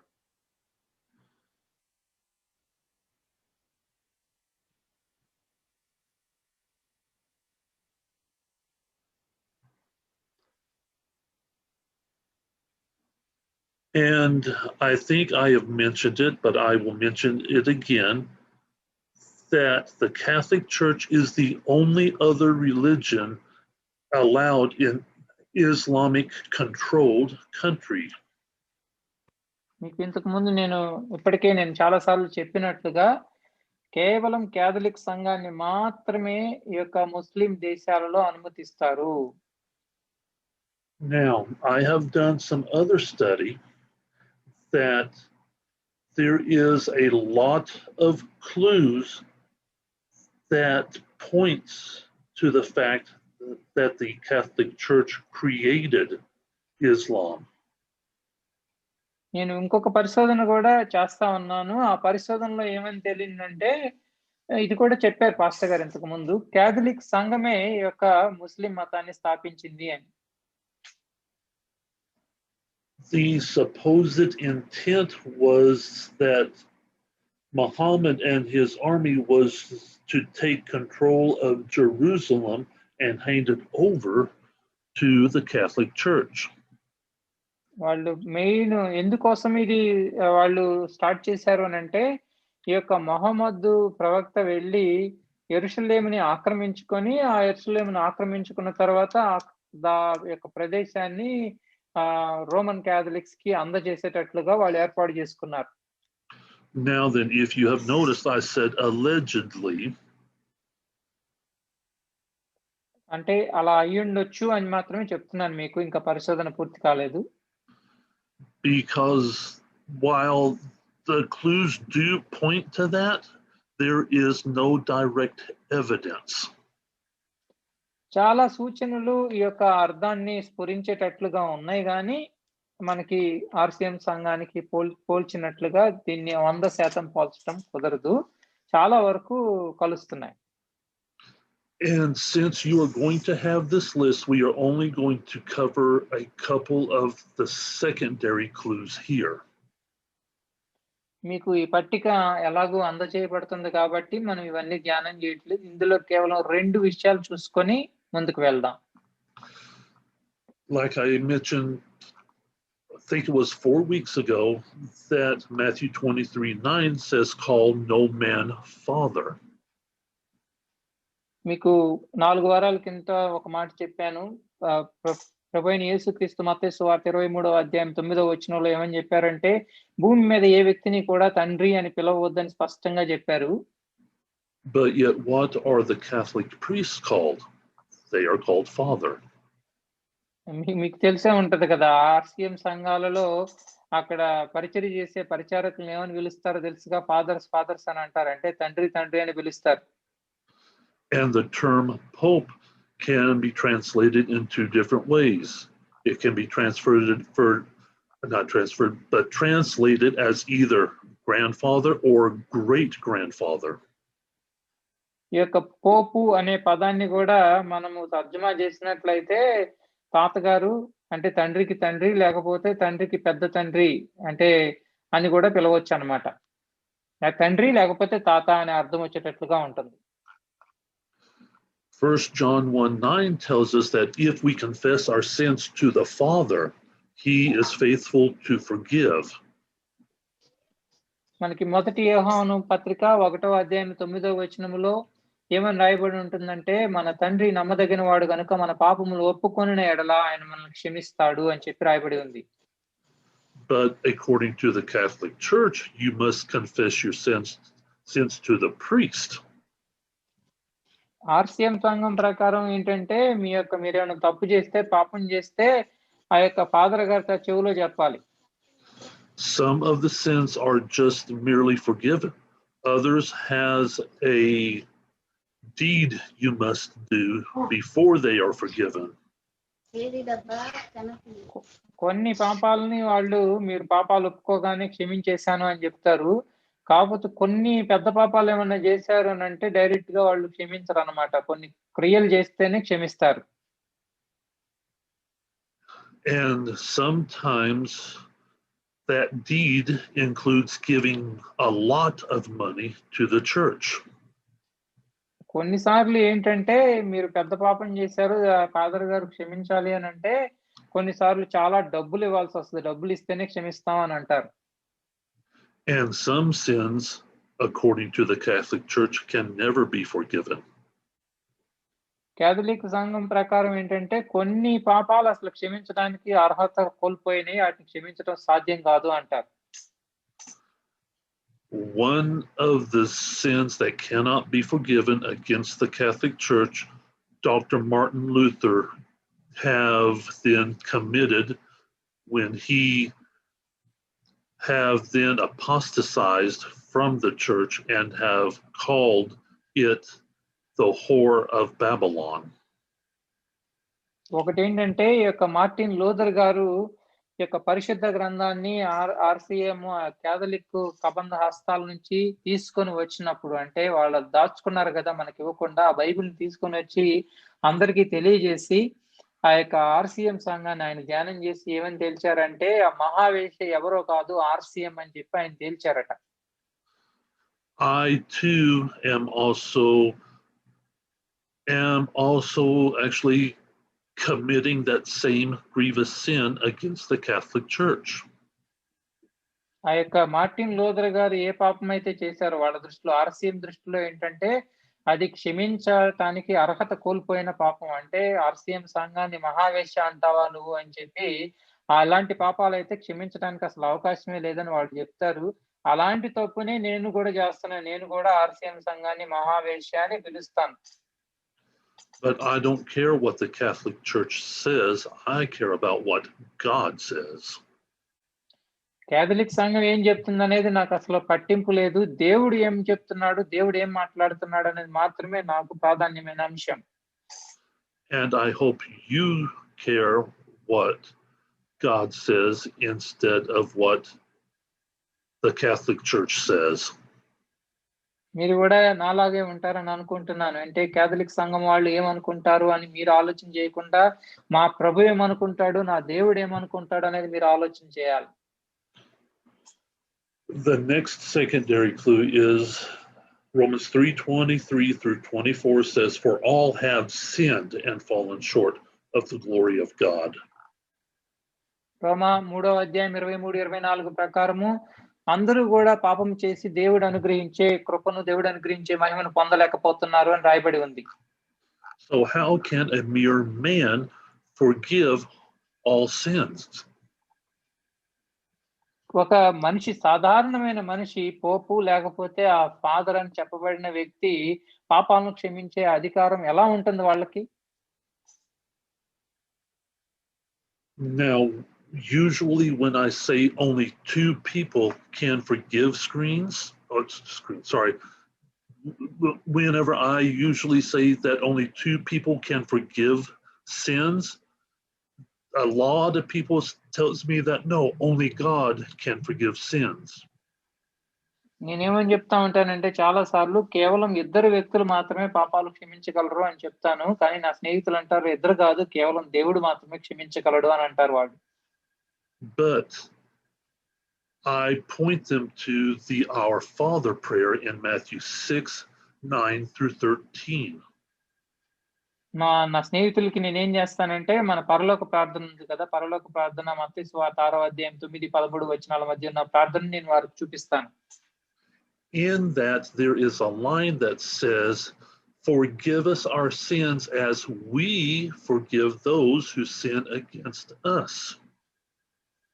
ఆ ప్రార్థనలో మనం ఒక మాట కూడా చెప్తా ఉంటాం. ఏమనంటే మన ఎడల అపరాధం చేసిన వాళ్ళని మనం క్షమించిన ఎడల మన పరలోకపు తండ్రి కూడా మన అపరాధములను క్షమిస్తాడు అని. అంటే మనం కూడా క్షమించగలుగుతాం మన ఎడల అపరాధం చేసిన వారికి.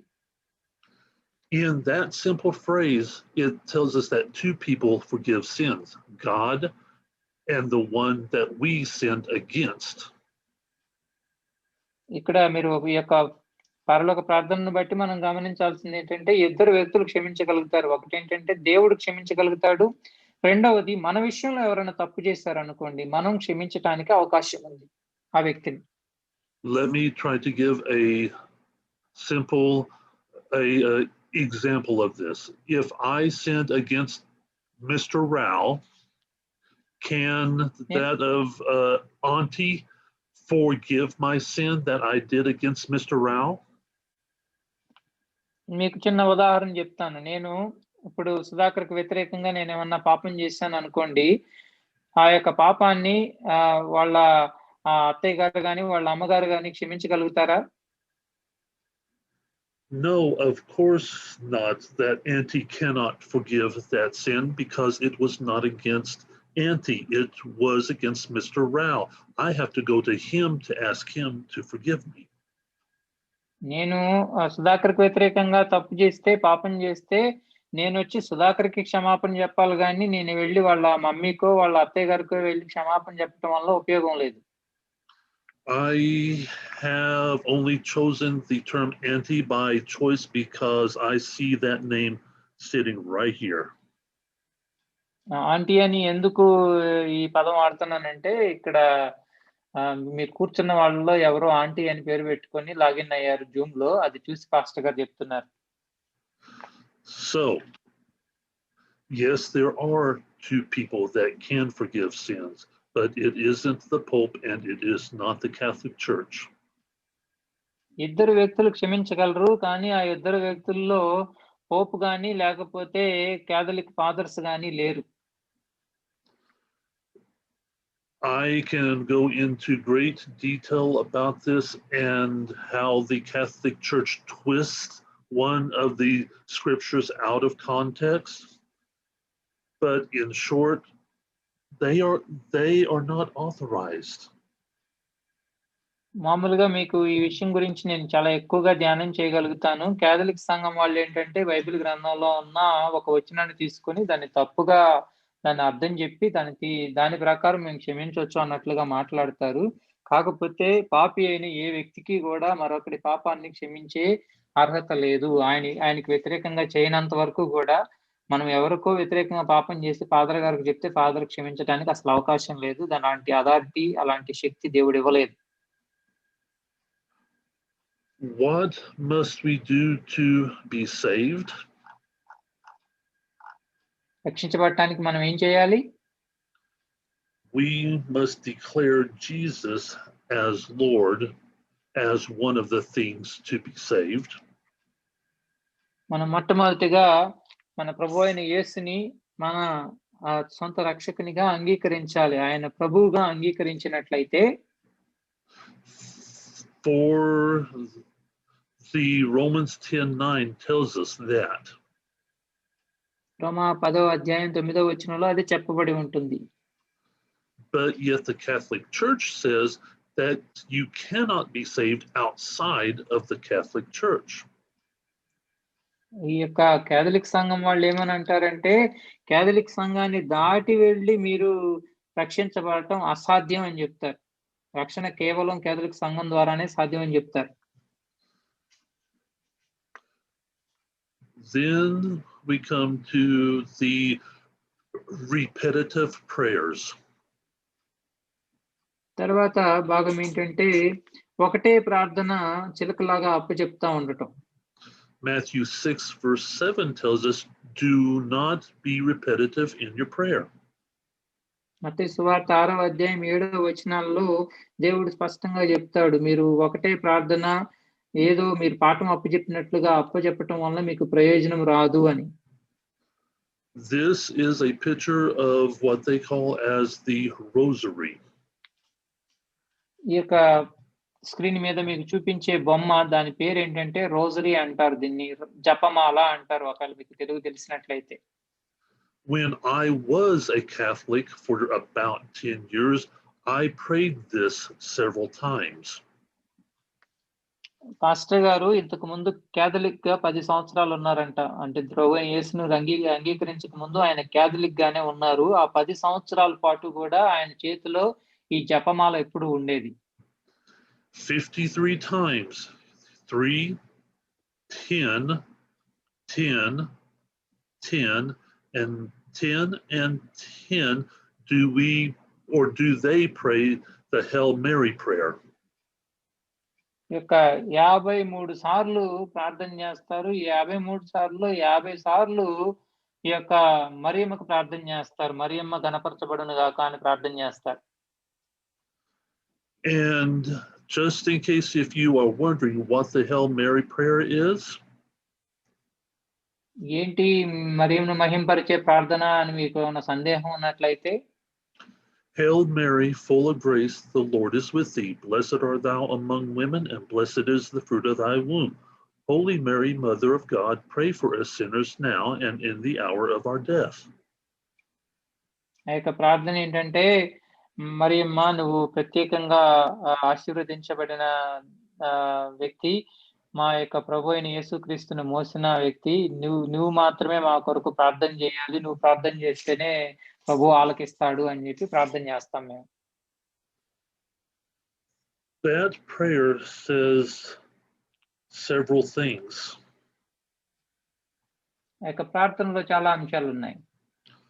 One is that Mary ascended to heaven. వాళ్ళు ఏమంటారంటే మరియమ్మ పరలోకానికి ఆరోహణమైంది అని చెప్తారు. We have no historical or even that of a biblical statement that says Mary ascended into heaven. మనకి బైబిల్ గ్రంథంలో గాని చరిత్ర పుస్తకాల్లో గాని ఎక్కడా కూడా ఈ యొక్క విషయం లేదు, మరియమ్మ పరలోకానికి ఆరోహణమైంది అనే విషయం. If we actually remember, in both the Old and New Testament, death is known as a sleep. మనకి పాత నిబంధనలో గాని క్రొత్త నిబంధనలో గాని మన వాక్య గ్రంథం ప్రకారం, పరిశుద్ధ గ్రంథం ప్రకారము ఈ యొక్క మరణము అనేది కేవలము నిద్రతో పోల్చబడింది. And as we seen 4 or 5 weeks ago in 1 Thessalonians 4:16-17, that is exactly where everybody is, in the grave, asleep. మనం కొన్ని వారాల కిందట మనం 4 వారాల కిందట ధ్యానం చేసినప్పుడు ఎత్తబడటం గురించి ధ్యానం చేసినప్పుడు ఈ మొదటి తెస్సలోనికీయులకు రాసిన పత్రిక 4వ అధ్యాయం 16, 17వ వచనంలో మనం చూసినట్లుగా ప్రభువునందు నిద్రించిన వారు అంటే అందరూ కూడా ఒక రకమైన నిద్రలోనే ఉన్నారు చనిపోయిన వారు అని మనకి అర్థం వస్తుంది అక్కడ. For we all will be transformed at the same time. మనమందరం కూడా ఒకేసారి రూపాంతరం చెందుతాం. And that will be a wonderful day. అది ఒక అద్భుతమైన దినం. Amen. ఆమేన్. మనమందరం కూడా ఒకరోజు ఒకవేళ మన ప్రభువునందు నిద్రించిన వాళ్ళు అందరూ తర్వాత ప్రభు అయిన యేసుక్రీస్తు వచ్చినప్పుడు మధ్యాకాశంలో మనం అందరం ఒకేసారి రూపాంతరం చెందుతాం. తర్వాత చనిపోయిన వారు ముందుగా లేస్తారు. అది ఒక అద్భుతమైన రోజు, ప్రభు వచ్చే రోజు. ఆమేన్. Okay, I'm sorry, Mr. Radia, do you actually just say a prayer there? No, Pastor, I just explained a little bit more. Yeah. All righty. So one more thing that I will cover before I get to the end is that can you be saved after you die? ఇంకొక ప్రశ్న వేస్తా నేను. చనిపోయిన తర్వాత ఒక వ్యక్తి రక్షించబడటం సాధ్యమవుతుందా? In Hebrews 9:27 it says we are to die once and after that the judgment. మనకి హెబ్రీయులకు రాసిన పత్రిక 9వ అధ్యాయం 27వ వచనం ప్రకారం మనుషులు ఒక్కసారి మృతి చెందుతారు, ఆ తర్వాత తీర్పు వస్తుంది అని ఉంది. When we choose to be a child of God, it is a choice, right? మనము దేవుని యొక్క పిల్లలు అవ్వాలి, దేవుని యొక్క కుమారులు అవ్వాలనేది మనము సొంతగా నిర్ణయం తీసుకోవాలి. మన నిర్ణయం తీసుకొని ప్రభువుని రక్షకునిగా అంగీకరించాలి. But Emperor Constantine died in 337 AD. కానీ ఇక్కడ కాన్స్టాంటిన్ చక్రవర్తి, అప్పట్లో రోమాకు ప్రభువుగా ఉన్న ఈ చక్రవర్తి క్రీస్తు శకం 337 సంవత్సరంలో చనిపోయాడు. And he was the one that made Christianity legal in Rome. ఆ చక్రవర్తి సమయంలోనే ఈ యొక్క మతాన్ని అంటే క్రైస్తవ మతం అని చెప్పి ప్రారంభించేసి అందరూ కూడా మా యొక్క దేశంలో క్రైస్తవ మతం మాత్రమే ఉండాలి, మాది క్రైస్తవ దేశం అని ప్రకటించుకున్నాడు. And he made Christianity the new state religion. అంత మాత్రమే కాకోకుండా దేశం మొత్తానికి ఆ యొక్క రాజ్యం మొత్తానికి కూడా కేవలము క్రైస్తవ మతమే యొక్క రాజ్య మతము, దేశం యొక్క మతం అని చెప్పి ప్రకటించాడు.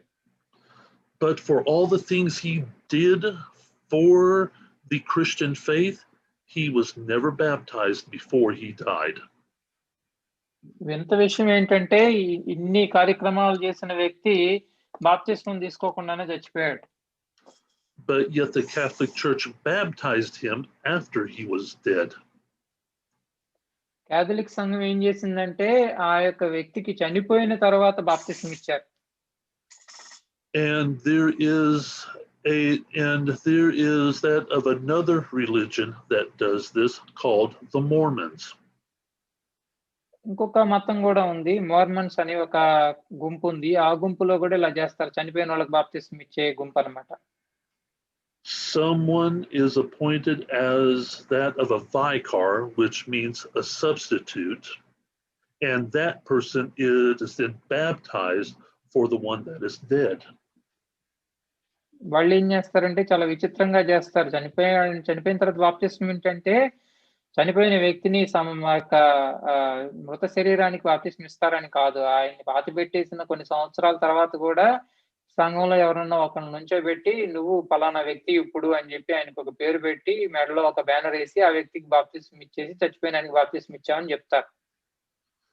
And I have not found a scripture in the Bible that says a person can be saved after they have died. Bible గ్రంథంలో నాకు ఒక్క వచనం కూడా కనపడలేదు ఇలాంటి పరిస్థితుల్లో. అంటే చచ్చిపోయిన వాళ్ళకి బాప్తిస్మం ఇవ్వటం, లేకపోతే చనిపోయిన తర్వాత ఒక వ్యక్తి రక్షించబడటం అనేది నాకు ఎక్కడా తారసపడలేదు. Now, the best we can do for a person that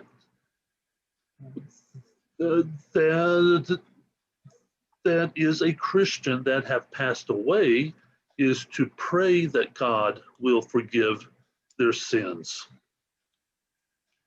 మనము ఏమని చేయొచ్చు అంటే ప్రభు ఒక విషయం మాత్రం చేయగలుగుతాం.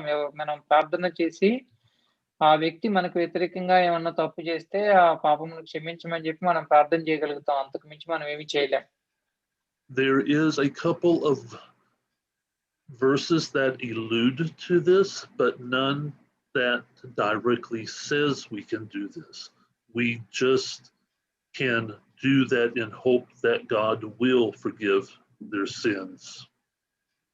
బైబిల్ గ్రంథంలో ఒక 2 వచనాలు కొంచెం ఇలాంటి అర్థం వచ్చేటట్లుగా ఉన్నాయి. బట్ 100% అవుతుందో అవదో తెలియదు.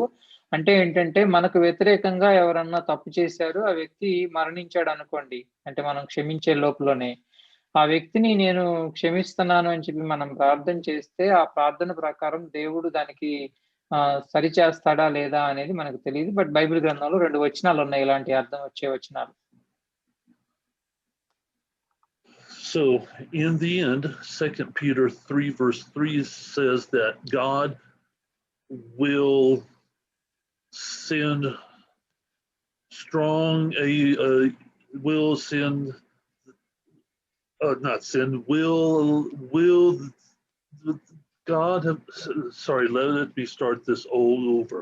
God said that in the end there will be scoffers. 2 పేతురు పత్రిక 3వ అధ్యాయం 3వ వచనాల్లో అంత్య దినాలలో చాలా మంది అపహాసకులు వస్తారు అని చెప్పి పేతురు ద్వారా దేవుడు రాయించి పెట్టాడు. Jude verses 18 and 19 says the same thing. అదే విషయం యోధా పత్రిక 18, 19 వచనాల్లో కూడా ఉంది. In Romans 1:28 it says that God gave them over to a reprobate mind to do those things which are not convenient. రోమా పత్రిక 1వ అధ్యాయం 28వ వచనంలో దేవుడు ఈ విధంగా రాసిపెట్టాడు, వారు తమ మనస్సులో దేవునికి చోటు నల్లకిపోయారు గనుక చేయరాని కార్యములు చేయుటకు దేవుడు భ్రష్ట మనసుకు వారిని అప్పగించెను అని. Do you remember me just a few minutes ago saying that Jesus said that no one can take anyone out of his hand? కొన్ని నిమిషాల కిందట నేను ఒక మాట చెప్పాను, మీకు గుర్తుందా? నా యొక్క చేతిలో నుంచి ఏ వ్యక్తిని కూడా ఏ ఒక్కరు కూడా మిమ్మల్ని తీసుకొని వెళ్ళలేరు అనే మాట దేవుడిచ్చిన వాగ్దానం. But there are some people that chooses to leave, and so God lets them. And we see this in Romans 1:28. కానీ ఇంతకుముందు చెప్పినట్లుగానే కొంతమంది దేవుని యొక్క హస్తం నుంచి, దేవుని యొక్క కాపుదల నుంచి బయటికి వెళ్ళటానికి వాళ్ళంతట వాళ్ళే వ్యతిరేకించి వెళ్ళిపోతారు. అలాంటి వాళ్ళని దేవుడు ఆపడు, వాళ్ళని భ్రష్ట మనసుకు వారికి అప్పగించేస్తాడు. In 2 Thessalonians 2 verse 11 it says that for this reason God shall send them strong delusion. 2వ తెస్సలోనికీయులకు రాసిన పత్రిక 2వ అధ్యాయం 11వ వచనం ప్రకారము ఈ కారణం చొప్పున, అంటే వాళ్ళు దేవుని యొక్క వాక్కులు వినటం లేదు, వాళ్ళు వెనక్కి వెళ్ళిపోవాలని అనుకుంటున్నారు కాబట్టి దేవుడు అబద్ధాన్ని నమ్మునట్లు మోసం చేసే శక్తిని వాళ్ళకి పంపిస్తాడు అని చెప్పి చూస్తున్నాం మనం. Now why does he do this? I don't know. ఎందుకు ఈ విధంగా ప్రభువు చేస్తాడు అని అంటే నా దగ్గర సమాధానం లేదు. This verse just tells us that they should believe a lie. ఈ యొక్క వచనం ప్రకారం ఏమనుందంటే అబద్ధాన్ని నమ్మేటట్లు మోసం చేసే శక్తిని దేవుడు పంపిస్తాడట. ఎందుకు పంపిస్తాడనేది నా దగ్గర సమాధానం లేదు. So if they don't want to believe in God, God says that's fine. Here is something for you to believe in. ఒకవేళ సత్యాన్ని నమ్మటానికి ఎవరన్నా ప్రజలు ఇష్టపడకుండా ఉంటే దేవుడు ఎన్నిసార్లు చెప్పినా గాని వ్యతిరేకిస్తా ఉంటుంటే, సరే సత్యాన్ని నమ్మకపోతే అబద్ధాన్నే నమ్మండి అని చెప్పి దేవుడు అబద్ధానికే అప్పచెప్తాడు. Now, several weeks ago, I talked about that the faithful Christians will be raptured before the Great Tribulation. మీకు 5 వారాల కిందట చెప్తా, విశ్వాసులైన ప్రజలు అంతం వరకు వారి రక్షణ కాపాడుకున్న వ్యక్తులు యొక్క మహాశ్రమ దినాలకు ముందే ఎత్తబడతారు అని చెప్పాను మీకు. And the ones that are not faithful, like the church in Revelation 2, verse 22, will have to go through the Great Tribulation. ప్రకటన గ్రంథం 2వ అధ్యాయం 22వ వచనంలో చెప్పబడినట్లుగా ఎవరైతే అంతం వరకు నమ్మకంగా ఉండరో వాళ్ళు విడువబడిన గుంపులో ఉంటారు. వాళ్ళు మహాశ్రమల కాలం గుండా వెళ్తారు. And in the end, as in Revelation 20:13, everybody will be judged that was not a part of the first rapture. ప్రకటన గ్రంథం 20వ అధ్యాయం 13వ వచనంలో ఎత్తబడే గుంపులో మొదటిసారి ఎత్తబడే గుంపులో ఎవరైతే లేరో వాళ్ళందరూ కూడా తీర్పు తీర్చబడతారు అని చెప్పి చూస్తాం.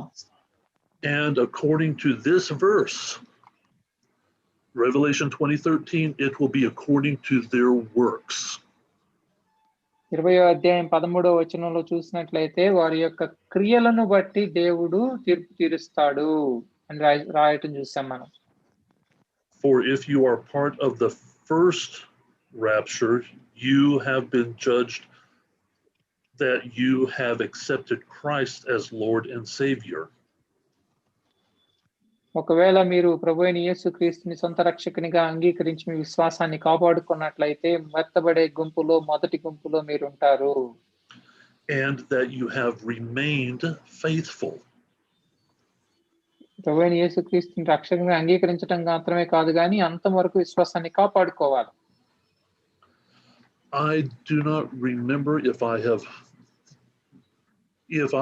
have covered this, but there are some preachers that try to preach that hell is forever.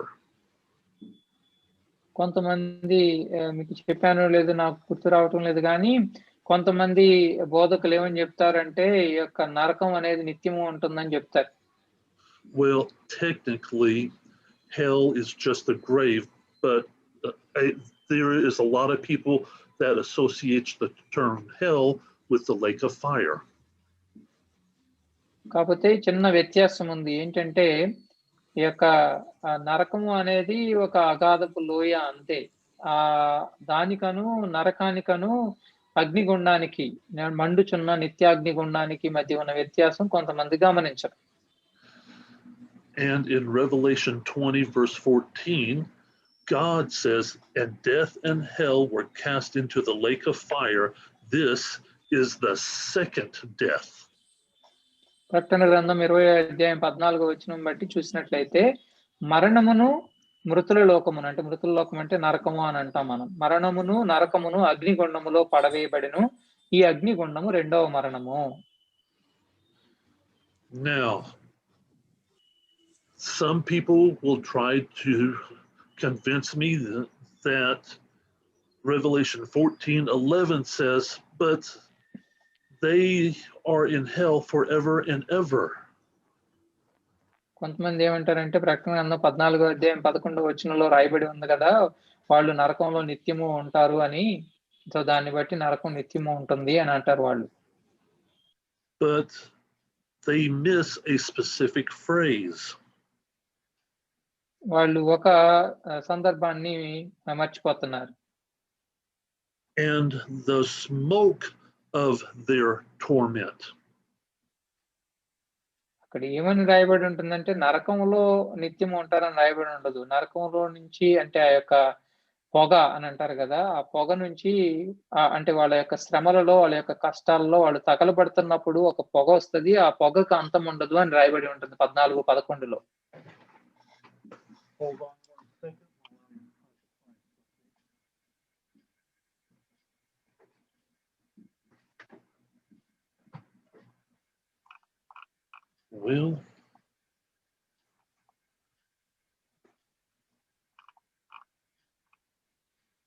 Well, I thought I had them here, so I am going to do a secondary example.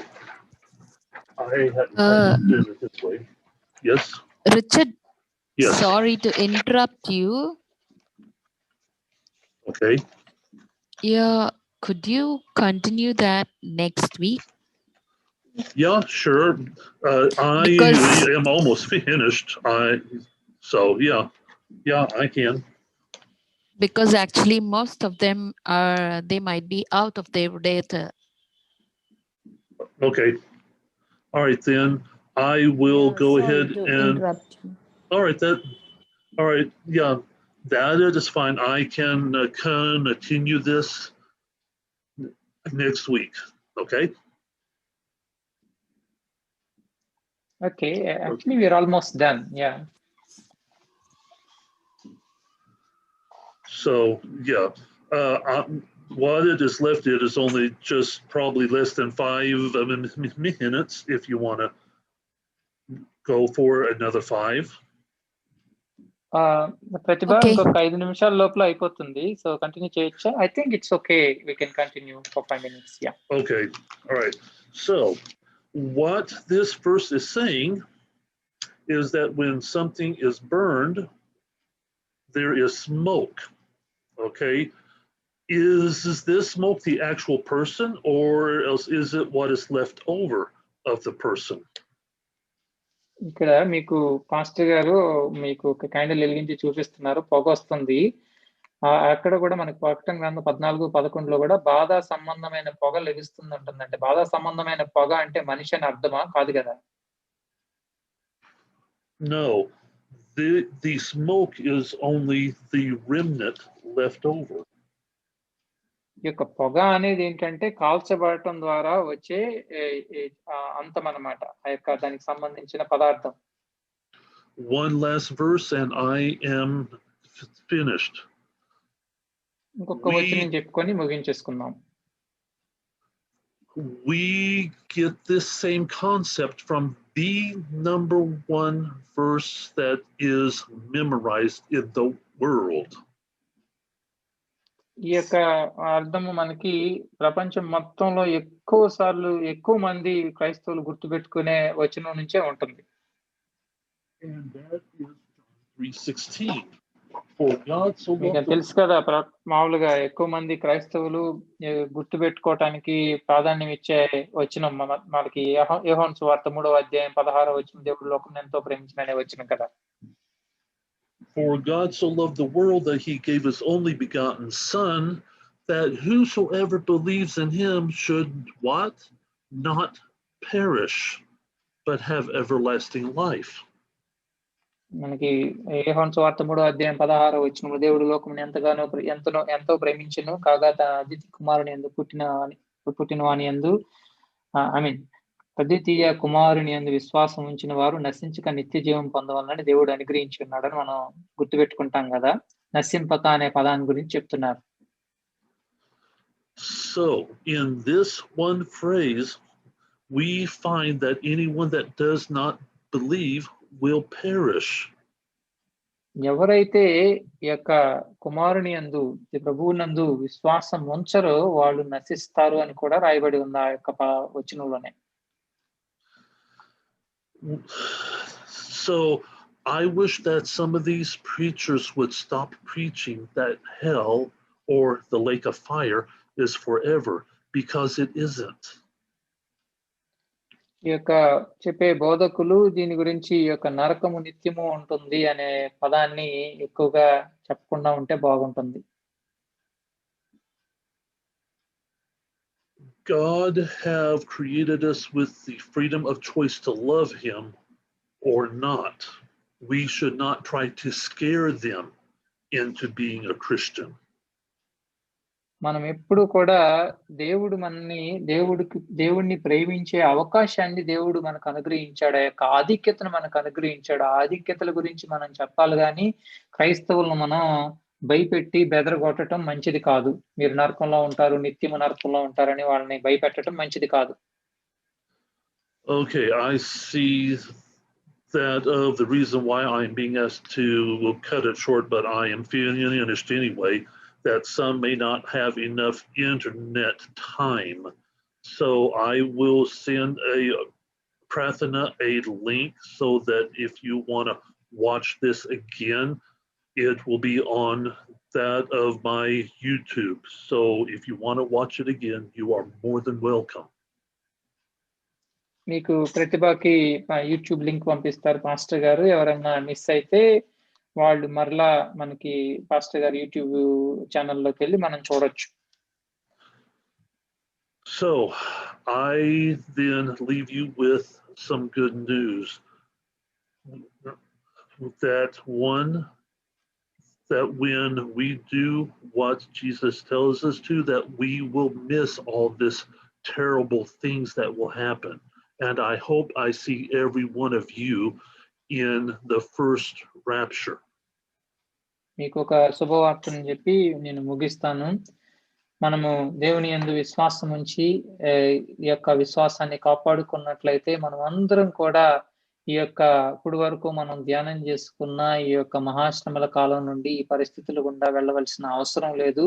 మొదటి ఎత్తబడే గుంపులో మీరందరూ నాతో పాటు ఉండాలని నేను ఎంతగానో ఆశపడతా ఉన్నాను.